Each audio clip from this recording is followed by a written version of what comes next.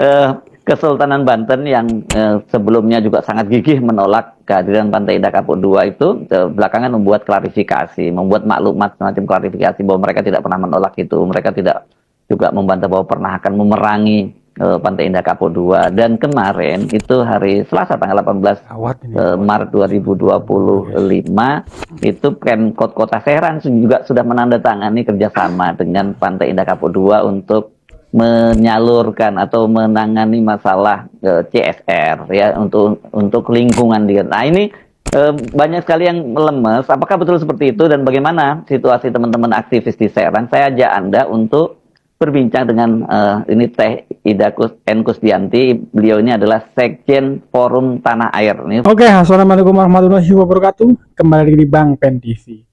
Oke pemirsa, ada kabar mengejutkan dari Banten tentang proyek Big 2, yaitu kabarnya Kesultanan Banten mengundurkan diri dari mendukung atau menolak proyek Big 2. Kabar tersebut disampaikan atau diberikan informasi oleh YouTuber dari Heris Bruno Point. Bagaimana kelanjutannya kabar tersebut? Kita simak saja videonya, kita reaction, tonton sampai habis, bijak dalam berkomentar. Ini dia video. Oke, saya mendapatkan beberapa informasi yang cukup menarik ini berkaitan dengan perkembangan Pantai Indah Kapuk II dan pagar laut di Tangerang. Kelihatannya petanya sudah berubah. Banyak para aktivis yang mulai lemes gitu ya karena Kesultanan Banten yang sebelumnya juga sangat gigih menolak kehadiran Pantai Indah Kapuk II itu belakangan membuat klarifikasi, membuat maklumat semacam klarifikasi bahwa mereka tidak pernah menolak itu, mereka tidak juga membantah bahwa pernah akan memerangi Pantai Indah Kapuk II. Dan kemarin itu hari Selasa tanggal 18 Maret 2025 itu Pemkot Kota Serang juga sudah menandatangani kerjasama dengan Pantai Indah Kapuk II untuk menyalurkan atau menangani masalah CSR ya untuk lingkungan dia. Nah ini banyak sekali yang lemes. Apakah betul seperti itu dan bagaimana situasi teman-teman aktivis di Serang? Saya ajak Anda untuk berbincang dengan ini Teh Ida N. Kusdianti. Beliau ini adalah Sekjen Forum Tanah Air. Ini Forum Tanah Air ini forum diaspora sebenarnya di berbagai benua yang pusatnya di New York, Amerika Serikat. Dan Anda tentu mungkin masih ingat ya pada waktu itu dia bersuara lantang di Komisi 2 DPR RI dalam rapat dengar pendapat yang menyebutkan bahwa Jokowi itu ya sebenarnya dibalik itu semua. Oke, saya ajak Anda langsung bergabung dengan Teh Ida. Assalamualaikum Teh.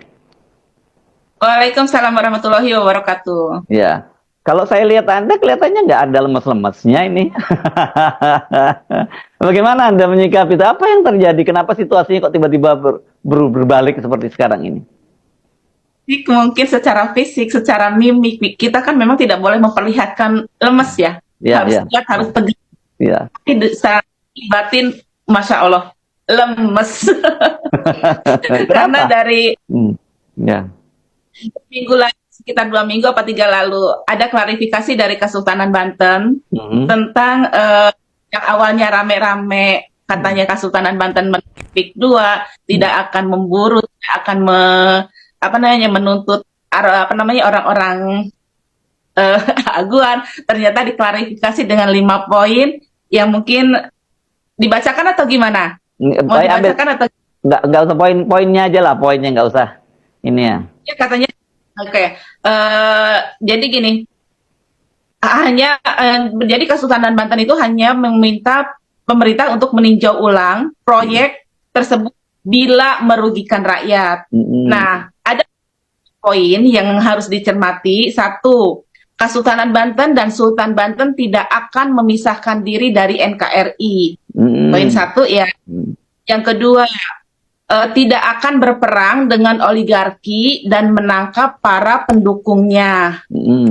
Yang ketiga, tidak pernah memprovokasi rakyat Banten.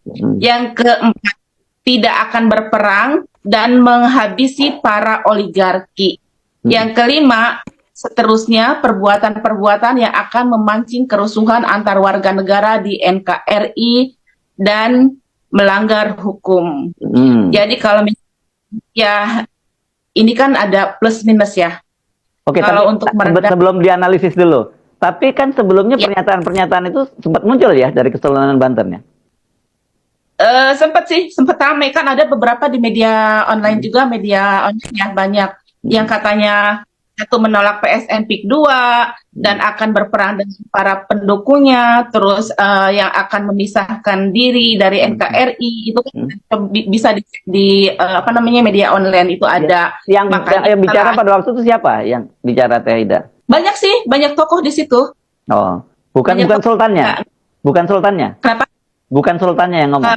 Kayaknya sultannya langsung enggak, cuma memang para pendukungnya ya. Tapi di situ bisa dicek kok, di situ ada di media banyak. Ya. Dibuka banyak. Ya, oke. Nah, ini kan satu hantaman bagi kami ya, para aktivis. Karena apa? Karena kami pernah satu kali berucap gini, kita satu komando dengan Kesultanan Banten. Oke? Jadi tonggak perjuangan kami garis lurus dengan Kesultanan Banten, karena beliau adalah yang disepuhkan dan beliau yang menjadi tokoh sentral gitu loh. Tapi setelah keluar maklumat ini, jujur memang semua lemes gitu loh. Banten kan memang sudah kami bicarakan juga menjadi tonggak pergerakan gitu loh, tonggak pergerakan untuk menyikapi PIK 2 ini. Karena banyak versi, karena banyaknya perlawanan gitu.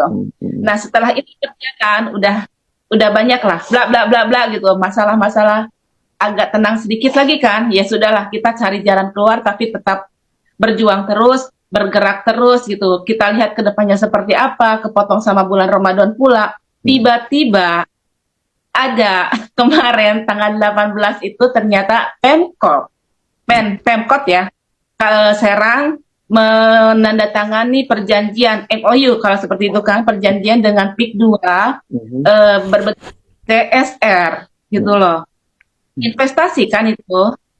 Nah, di situ juga ada pengamat yang mencurigai gitu loh, mencurigai ini ada apa di balik penandatanganan ini, karena itu kan yang tertulis PIK 2. Kita tahu siapa PIK 2. Kita tahu apa hubungannya dengan dan PIK 2 kemarin dengan yang ada di Serang Utara. Kan masih terhubung seperti itu. Dan kami juga belum selesai dengan masalah yang di Serang Utara, Banten Utara ya. Kita belum selesai dengan PIK 2 itu, dengan sekarang sudah dihantam pula dengan Pemkot gitu, Pemkot Serang. Ada apa gitu. Ya jadi gimana nggak bukan capek ya, lemes gitu loh. Oke. Kayak buyar konsentrasi gitu. Ya. Oke, kalau Pemkot Serang selama ini sikapnya jadi perjuangan kan bukannya mereka juga termasuk yang ikut meloloskan RT RW-nya juga itu. Nah, itu dia yang saya kurang tahu, karena kemarin kalau misalnya kayak kemarin kita audiensi di Pemda, DPRD provinsi kan memang ada terkait dengan Perda 1 nomor 2023 kan dari Pemprov ya. Iya, Pemprov. Bukan kota ya. Karena itu baru kami tahu tadi, suratnya baru beredar tadi, dan ternyata beritanya sudah beredar dari kemarin. Nah, ini baru, waduh, kita kok kecolongan ya, gitu loh, teman-teman. Kok kecolongan ya sampai ada seperti ini. Ya mau tidak mau, kota itu kan pusat jantungnya Banten gitu loh. Kota Serang itu ya Banten gitu loh. Berarti memang jantungnya saja sudah dihantam gitu loh. Terus apa yang bisa kita, untung ruginya di mana? Makanya kemarin tadi ada analisa dari salah satu tokoh di Banten. Ini kan CSR ini kan sebuah kekuatan ya. Orang banyak sebenarnya itu nyogok juga lah gitu ya. Gitu. Makanya kalau saya ditanya Banten sudah gimana, walau a'lam bishawab. Oke. Belum tahu gitu, karena memang beritanya juga baru hari ini beredar rame, baru pagi ini, baru saya lihat pagi ini. Tapi di video-videonya itu di TikTok dan sebagainya muncul itu banyak, itu kelihatannya orang, saya nggak tahu apakah itu termasuk aktivis atau tokoh-tokoh Banten yang mereka sudah datang ke Pantai Indah Kapuk 2 gitu, melihat realitasnya seperti apa gitu, dan di situ katanya mereka justru membantah kalau Pantai Indah Kapuk 2 itu melakukan perampasan tanah rakyat gitu. Kalau saya tanya itu siapa-siapa, saya juga mungkin orang juga bisa tahu mereka siapa, mungkin mungkin ya Mungkin ya, itu kan memang warga yang Banten juga gitu. Tapi kan beda pikiran gitu loh. Enggak, Ada tapi yang ke oke sana, sebentar saya potong. ada yang ke Saya potong dulu. Mereka ini sejak awal mendukung Pantai Indah Kapuk 2 atau berubah belakangan? berubah. Oh, Sepertinya berubah. oke oke. Jadi termasuk yang ikut menentang tadinya ya itu ya. Itu menentang. Yang tadinya menentang, tadinya tidak bersuara, Oh, sekarang bersuara gitu loh. ah, Nah itulah, misalkan sekali ya, di tengah kondisi seperti ini, banyak dari teman-teman kita yang memang sudah lemes, sudah malas untuk bicara karena seperti ini gitu loh. tapi jangan jangan lemes-lemes terus dong. Kalau lemes-lemes, siapa lagi yang akan menyuarakan ini gitu? Makanya siapa lagi yang mau bicara, siapa lagi yang mau teriak gitu loh. Hmm, Sekarang kan kuncinya ada di apa namanya, tekad ya, ada di tekad gitu loh. Seberapa banyak orang mau bertekad untuk memperjuangkan Banten gitu. Kalau misalnya setiap hari diprotolin, setiap hari dikikis gitu, yang tersisa berapa? Itu aja pertanyaannya, yang tersisa berapa? Kalau misalnya terus-terusan seperti ini, bukan tidak mungkin Banten habis gitu. Dan itu tidak akan, karena Banten kan dari dulu kan punya sejarahnya sendiri. Jangan sampai geger Cilegon terjadi lagi untuk yang kedua kalinya, itu aja. ya. Oke, kita ngomong situasi di lapangan ya. Setelah pembongkaran pagar laut itu, bagaimana kondisi masyarakatnya? Dan saya juga mendengar kok katanya ya, muncul juga di berita-berita, katanya pagar laut itu masih ada lagi atau baru itu saya nggak tahu yang mana yang benar. Pokoknya ada foto-foto menunjukkan bahwa masih ada pagar laut di Banten Utara. Sepertinya belum selesai ya. Oh, belum selesai. Entah tidak diselesaikan atau entah dibiarkan adem dulu gitu. Atau mungkin waktunya yang belum ada untuk menyelesaikan. Itu kan menjadi tanda tanya kami juga. Ya, Mau dikemanakan gitu. ya. Apa karena kami tidak bersuara lagi makanya dibiarkan, atau mungkin ada agenda larikan ke sini gitu kan sekarang gitu. Kalau misalnya seperti saya baca dari yang tadi ini Bang, yang baru yang tanggal 18 ini, itu kan MOU tentang CSR yang untuk yang di Kasemen. Saya tahu Kasemen itu daerah pesawahan yang luas sekali, sama dengan Pontang. Sekarang aja beberapa bulan yang lalu aja mereka memang gagal panen, sering gagal panen. Alasannya kenapa? Karena pupuk mahal. Satu pupuk mahal, yang satu pupuknya tidak mengandung unsur-unsur yang dibutuhkan oleh tanah, oleh padi, dan mereka gagal. Nah sekarang kalau misalnya dilarikan katanya untuk pariwisata, petani mau apa? Gitu loh. Kan ya, kalau saya baca di ada di salah satu media online, itu kan mau dilarikannya untuk ke pariwisata. Mereka yang petani mau jadi apa? Itu. Ya. Itu banyak yang kan ya. Jangan sampai saudara-saudara saya yang ada di Serang ini termarginalkan, kalah oleh pendatang, terus mereka tidak punya mata pencarian, terus mereka menjadi miskin dan hanya jadi kacung di negeri sendiri, di daerah sendiri. Itu yang tidak kami inginkan. Ya. Jadi sebisa mungkin, oke, tetaplah. Maksudnya waspada, yang satu waspada, kesejahteraan. Pada umumnya kita kan tidak menolak untuk dibangun ya, pembangunan tidak. Tapi tolong pada prosesnya jangan merugikan rakyat, itu loh kuncinya. Kami tidak menghalangi untuk pembangunan, tapi prosesnya jangan merugikan rakyat. Ya. Itu Bang. Oke, jadi sekarang ini, jadi karena ini berita baru, jadi Taida belum melakukan konsolidasi ya dengan teman-teman aktivis lainnya, atau sudah? Pagi, ini kita mau lihat dulu. Soalnya kan kemarin baru tanggal 18 ya penandatanganan itu. Baru tanggal 18, sekarang tanggal 19. Jadi kita belum bisa bicara banyak kalau tentang ini. Tapi kalau dari tanggal 16 kemarin kan sudah ada tuh di media online yang ini mau dikesiniin, kerjasamanya ini kesini, ini tentang CSR dan lain, dan sudah ada analisa-analisa, tapi belum bisa di blow up gitu loh, Mas. Ya. Nah, tapi Anda sendiri masih sering turun ke lapangan belakangan ini setelah dibongkar pagar laut, atau relatif sekarang situasinya seperti apa yang saya ingin tahu? Kemarin itu setelah dibongkar pagar laut 2 kali aksi di Banten, dan kami sempat 2 kali audiensi dengan DPRD Banten. Satu kali kan dengan rapat dengan pendapat di DPR RI. Setelah Yes. itu belum ada lagi gerakan karena memang terpotong sama bulan Ramadan ini, puasa ini. Ya.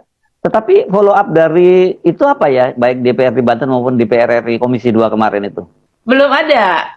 Hmm. Belum ada. Itu dengan DPRD Banten, kami meminta kalau misalnya Anda semua yang ada di DPRD provinsi mau membersamai kami berjuang, siap tidak? Mereka dari DPRD provinsi ya. Nah, setelah itu kami kan alhamdulillahnya sudah ada panggilan undangan dari Komisi 2 ya, Komisi 2 DPRI. Nah, dari sana dan di sana ya, Pak Dede Yusuf itu sebagai ketua sidang kemarin itu melanjutkan ini kan PSN PIK 2 juga ada PR dari BPN kan, di situ lengkap dan mereka mendengar semua apa keluhan rakyat itu loh. Oke. Tapi sejauh ini kalau setelah pertemuan-pertemuan itu ada nggak teror pada Anda dan teman-teman aktivis di lapangan? Kalau teror ke yang lain enggak sih, kayaknya enggak. Saya enggak dengar ya, belum dengar ya, belum mendengar. Tapi kalau ke saya, Ke Anda kalau banyak? ke saya, kalau ke saya alhamdulillah ada. Apa bentuknya, apa teror ke Anda itu? Biasalah biasalah byphone atau ya kemarin kita sempat di BAP, di Polda Oh, Anda sempat di PAP di Polda mana? Metro Jaya. Siapa yang melaporkan Anda? Di situ tidak tertulis karena di situ LI ya, karena informasi katanya. Jadi saya cuma dimintai klarifikasi tentang berita ini bla bla bla. Di BAP lumayan sih dari jam 13.00 sampai jam 1 hari. Tapi alhamdulillah saya pulang. Nggak apa-apa. 12 jam?